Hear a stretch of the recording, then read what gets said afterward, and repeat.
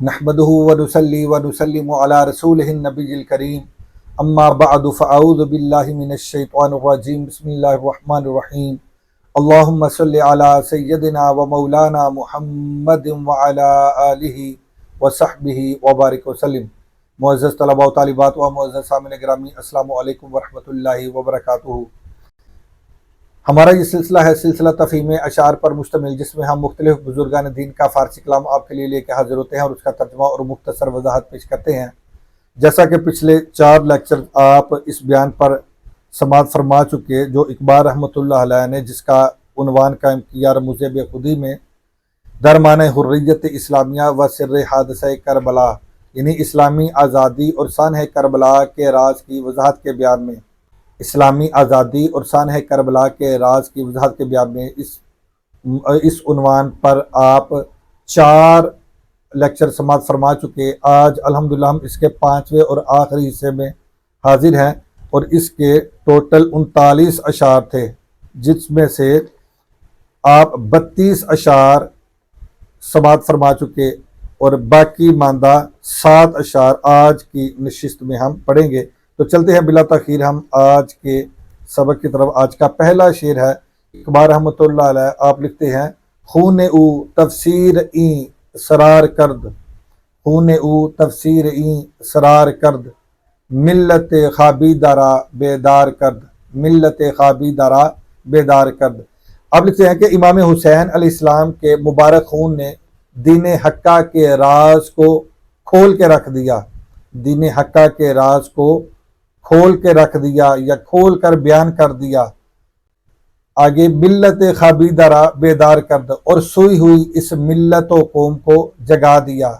اپنا خون شہادت پیش کر کے اس سوئی ہوئی امت کو، اس سوئی ہوئی امت کو، ملت کو، قوم کو آپ نے بیدار کر دیا، آپ نے جگا دیا۔ خون او، آپ کا مبارک خون، تفسیر این اسرار کرد، اس نے اس اسرار کو یعنی دین حقہ کے راز کو کھول دیا، دین حقہ کے راز کی تفسیر بیان کر دی، یعنی اس کو کھول کے بیان کر دیا۔ کیا کہ کبھی ظالم کے آگے سرنگو نہیں ہونا، کبھی کسی ظلم کے آگے، کبھی کسی ظالم کے آگے سر نہیں جھکانا، کبھی بھی ظالم کے ساتھ کمپرومائز نہیں کرنا۔ تو یہ دین حق کا جو راز تھا، یہ حضرت سیدنا امام حسین علیہ السلام نے اپنا خون شہادت پیش کر کے اس راز کو کھول کے بیان فرما دیا۔ ملت خوابی درا بیدار کر دو، اور اس سوئی ہوئی ملت کو، قوم کو، امت کو آپ نے بیدار کر دیا، جگا دیا۔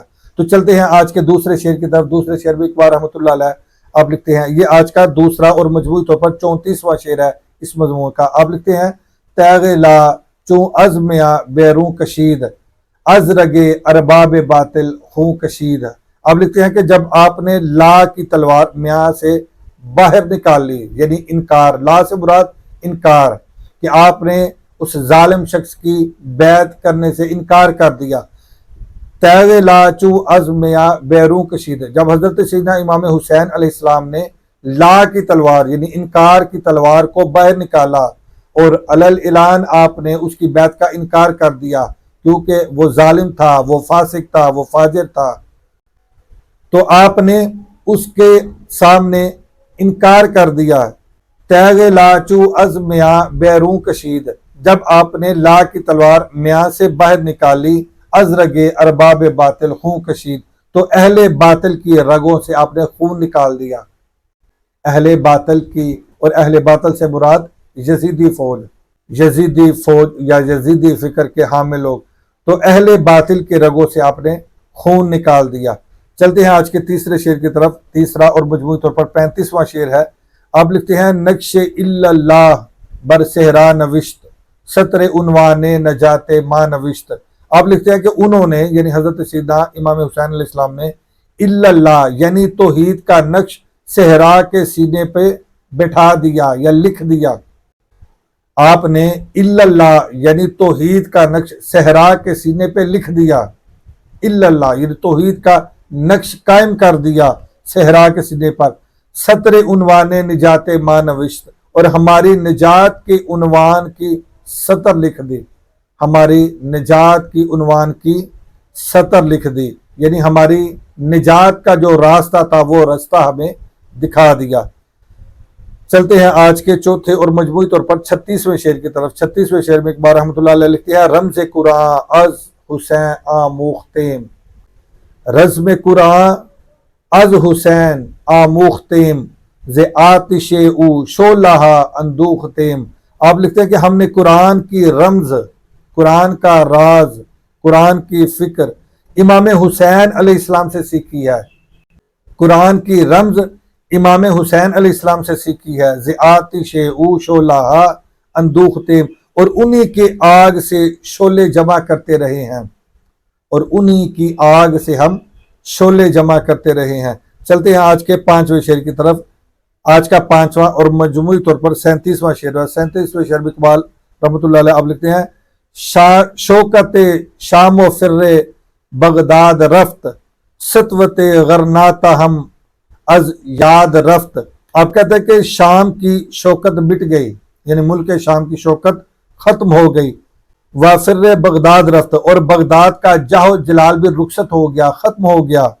سطوت غرناتا ہم از یاد رفت، اور غرناتا کی شان و شوکت اور اس کی شان و عظمت بھی یاد نہ رہی، اور اس کی عظمت بھی ہمیں یاد نہ رہی۔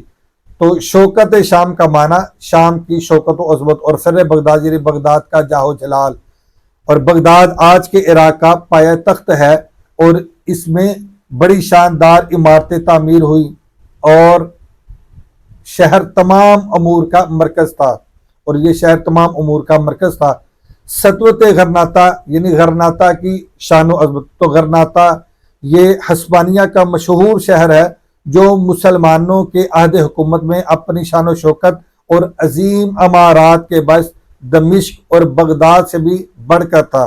تو اقبال رحمۃ اللہ علیہ آپ لکھتے ہیں کہ شوکت شام و فر بغداد رفت، سطوت غرناتا ہم از یاد رفت، کہ شام کی شوکت، ملک شام کی شان و شوکت اور بغداد کا جاہ و جلال بالآخر ختم ہو گیا، رخصت ہو گیا۔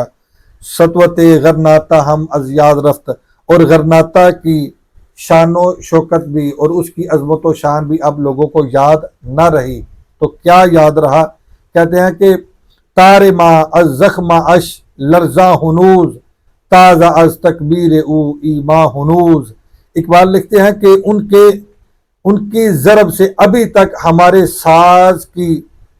ساز کی تار بج رہی ہے۔ ان کے ضرب سے، یعنی حضرت سیدنا امام حسین علیہ السلام نے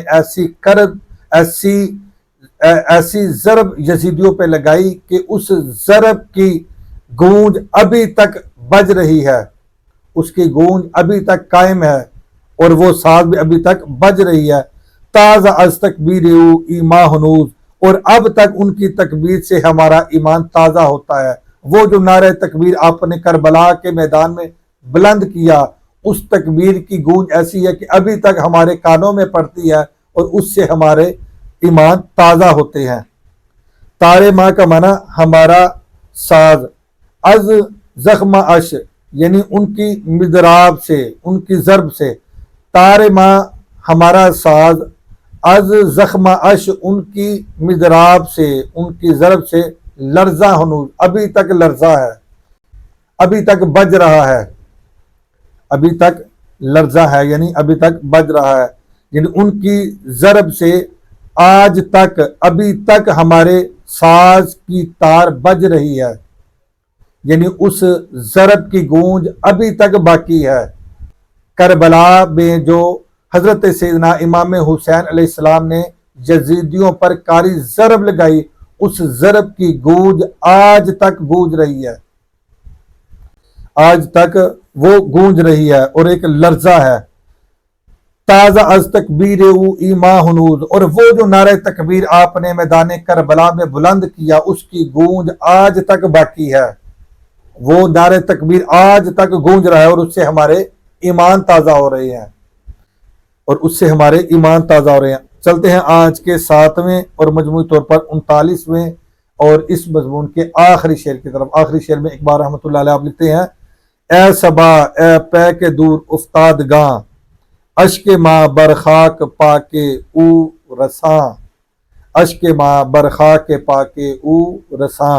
آپ لکھتے ہیں کہ اے صبا، اے دور رہنے والے لوگوں کی قاصد، اے صبا، اے دور رہنے والے لوگوں کی قاصد، اے ان کا پیغام پہنچانے والی ہوا، ان لوگوں دور رہنے والے لوگوں کا پیغام پہنچانے والی ہوا، اے صبا، اے پی کے دور افتادگاں، اے قاصد، اے دور رہنے والوں کا پیغام پہنچانے والی صبا، اے ہوا، دور رہنے والوں کی آواز اور ان کا پیغام پہنچانے والی، اے صبا، اشک ماں برخا کے پاک اورسا، ہمارے آنسوؤں کا ہدیہ حضرت سیدنا امام حسین علیہ السلام کے روضہ پاک تک پہنچا دے۔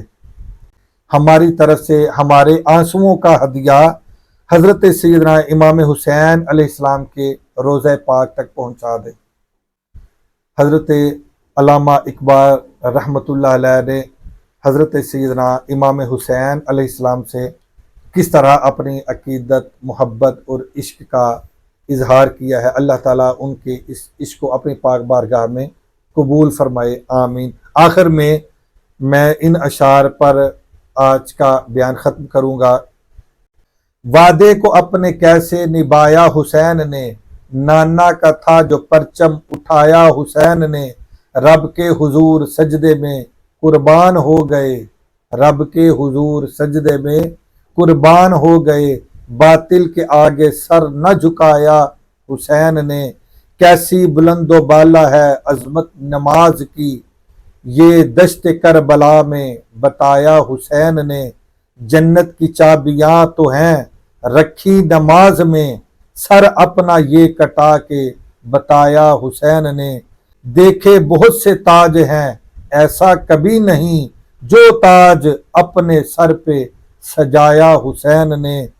اور کربلا کا پیغام آخر میں کہ جب بھی ضمیر و ظرف کا سودا ہو دوستو، جب بھی ضمیر و ظرف کا سودا ہو دوستو، قائم رہو حسین کے انکار کی طرح، قائم رہو حسین کے انکار کی طرح۔ السلام علیکم ورحمۃ اللہ وبرکاتہ۔